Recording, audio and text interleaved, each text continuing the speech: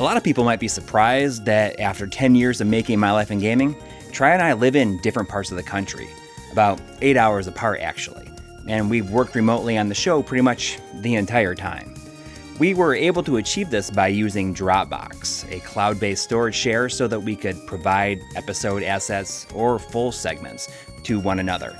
We drop our A-roll, B-roll, and gameplay footage, or as we like to call it, G-roll, into a shared folder, and after a few minutes, or sometimes hours later, the other person would have it on their editing system. As episodes got more and more complex, I decided to build a NAS, or Network Attached Storage Unit, so that we could store and share all of our archived material. I settled on the Synology DS1821, a compact and well-regarded NAS that had 4 bays for hard drives. With luck, it would function almost exactly like Dropbox, except the cloud aspect would be located in my house. After setting it up, I had a luxurious 18 terabytes of storage and began copying over all the footage I had archived onto external hard drives over the years. I burned through that space pretty darn quickly, and Try hadn't even added any of his own footage to the pool yet. So eventually, I bought an expansion enclosure so I could add more drives to the DS918 Adding 4 drives in that gave me around 56 terabytes of storage. That should be sufficient, right? This setup was great for me because the NAS was on my home network, but it was ultimately a dud for Try, who was at the mercy of his local storage space.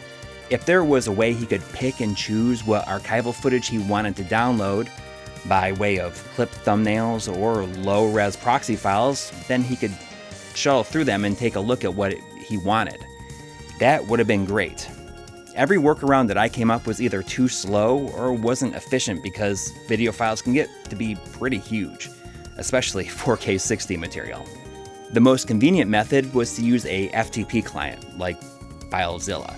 Although this was more like a shotgun blast approach to the problem because he couldn't even look through individual files this way, and we just end up downloading entire directories. At least this method allowed him to resume file downloads, and hey, it was fast. The reality was, the only way that this was going to be useful for Try, truly, is if he had his own NAS at home with all the shared data synced between units quickly and seamlessly. In October of 2023, Synology reached out to us wondering if we'd be interested in testing out a sample of one of their NAS enclosures and how it could fit in with our workflow. They also had no idea that we'd been working with one of their NAS units for the past 5 years. And after some back and forth, they agreed to send one of their 8-bay DS1821 NAS units along with some of their own hard drives to fill it with. I knew that this was way outside of our typical sort of video, but it would be a great opportunity to see if the solution that I had kicking around in the back of my mind would be useful for our workflow and speed things up. And would it actually even work? That said, the DS1821 NAS and 4 of the hard drives that I'm using here were sent to us by Synology for the purpose of this video. No money changed hands, and Synology didn't even look at this video ahead of time. Look, I'm obviously not an IT professional, which means that this isn't going to be super technical or anything. Instead, I'm going to be taking the approach of how a setup like this could be useful for video producers and content creators who collaborate daily with someone remotely. So I'll be focusing on how I set up this new unit, transferred all the files from the old one, and then set them up to sync with each other. Then I'm going to hand off the old one to Try, and he can put it at his house. The Synology DS1821 is an 8-bay network-attached storage unit aimed at businesses and IT enthusiasts. It comes equipped with an AMD Ryzen V1500B CPU, 4 gigs of RAM, 4 1 gigabit Ethernet ports, 4 USB ports, and a PCIe expansion slot. The front-facing bays can be filled with mechanical hard drives or solid-state drives, but there's also a couple of slots inside for NVMe sticks. Drives can also be connected via the USB inputs if you need to add even more drives to it, or you want to back something up to an external removable drive. The SATA port is for an expansion unit like I had with my DS918 The 1821 hovers around $1,000 depending on where you buy it.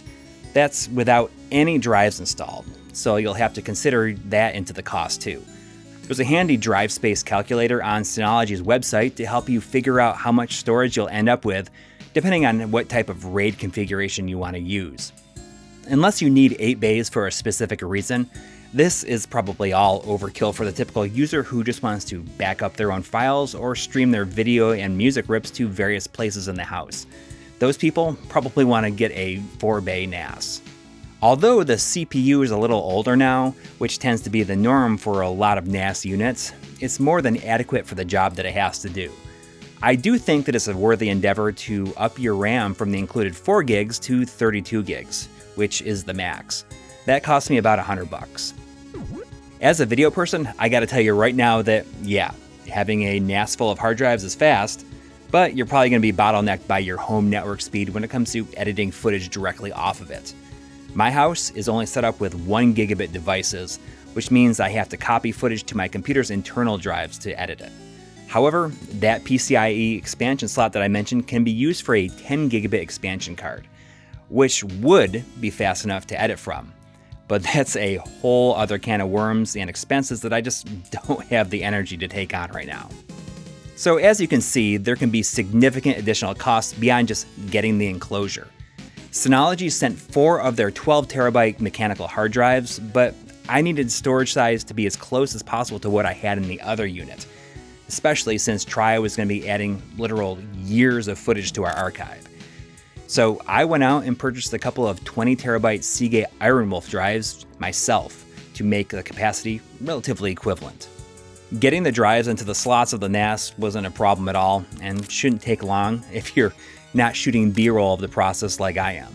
From there, plug in a power cable and Ethernet cable and power it up. The unit itself is pretty quiet, but the fact is, if you're using mechanical hard drives with it, then you're going to hear that familiar sound of it reading and writing from time to time. I can hear it from all the way on the other side of the basement. But you know what? It doesn't really bother me. I don't know. I think the sound makes for a good ambience. The DS918 Plus did make a high-pitched metal-on-metal vibration buzz, and I had to jam command strips in between the bays to make it stop. Thankfully, the 1821 Plus doesn't have this issue. Once you're up and rolling, you'll start setting up the new NAS through your browser interface. This will install Disk Station Manager, or DSM, and then you'll need to create a storage pool using the Storage Manager application. The number of RAID configurations there are to choose from here are overwhelming, but I stuck with Synology's own SHR configuration. SHR has redundancy for 1 drive failure, while SHR2 will allow for 2 drives to fail and you won't lose any data. Obviously, the amount of available storage depends on which you choose. Even with 6 hard drives in there, I was going to have 43 terabytes available using SHR2 with the new 1821 Plus, which is just enough for the files that I currently had. This wasn't going to cut it, so I decided to go with SHR instead. Now, I know what you're thinking. It might seem irresponsible to only have redundancy for 1 drive failure, but hear me out. So I used SHR2 on the DS918 Plus, but with the 1821 Plus, I considered that since both NAS units would have identical data, that essentially covers us in case of a catastrophic failure. The general rule of thumb when it comes to important data backup is 1 complete additional backup at home and another off-site backup. And our setup does a good job of covering our bases, I think. Okay, so using SHR, I had nearly 62 terabytes at my disposal. Nice, right? Now it was time to copy over all the data, settings, and everything else from the old NAS to the new one using the Migration Assistant tool. Once queued up, it looks like it's going to take a week to complete. Yeah, a week. All right, honestly, it wasn't all that bad. I'd rather that the process be slow and everything be accounted for. Once wrapped up, it all seemed to be there. All settings seemed to carry over too, although I did have to log back into everything. Now it was time to get the 2 NASs syncing files between them using the Synology Drive Share Sync application. And here's where I ran into the only major hiccup in the whole process. It seems that the way that the migration works must have caused some sort of confusion with the NAS's naming scheme and Synology's Quick Connect service, which is used to access your NAS externally. No matter what I tried, I simply could not get the two units to see each other. I seriously spent 2 days trying to figure out this to no avail. I decided that my last resort was going to be to do a factory reset on the original NAS, and in a fit of irritation, I hit that big red button. After running through the setup again, I formatted the drives to SHR instead of SHR2, which gave it a nearly 20 terabyte boost in capacity. From there, I installed Drive Sync Share, and finally, we had arrived at the moment of truth. And it worked immediately. After minimal setup, I was syncing the remote folders from the new 1821 Plus back to the old unit. I only had to install Drive Sync Share on the remote NAS, and that alone would handle all the syncing duties between the units. On the 1821 Plus, I installed the Central Management System application, which allows me to manage settings on both NAS units from one single interface. Things were looking good. Getting all 41-ish terabytes synced over took about a week. Again, once that was done, the process seemed to be working seamlessly behind the scenes. Anything I would copy to the 1821 Plus would be synced to the 918 Plus, and vice versa. At last, it was time to pack up the 918 Plus and the expansion unit and get it out of here. Since we're around 8 hours apart, Try and I decided to meet up halfway between us so that I could hand the NAS off to him. Perfectly placed around 4 hours from each of our doorsteps was a town called Dandridge in Tennessee. This town is the home of Bush's Beans, who just happen to have a whole visitor center for anyone who can't stop thinking about those beans. This place was amazing. It even had a museum. We wanted to have lunch there, but there was an hour wait to be seated. It was crazy. Try put the 918 Plus and expansion unit in his car. We hit up the gift shop and then headed off down the road. There it is. Once he was back home, Try set up the 918 Plus and connected it to his home network. Without any additional setup needed, it just resumed working as it had at my house. The only downside was now that we were limited by Try's internet speed. But until he has a fiber option in his area, there's not a whole lot we can do about that. The important thing is that all the changes are reflected between locations, and both of us have complete access to our B-roll, G-roll, and more. We don't even have any issues with versions getting out of sync like we constantly did with our thumbnail files.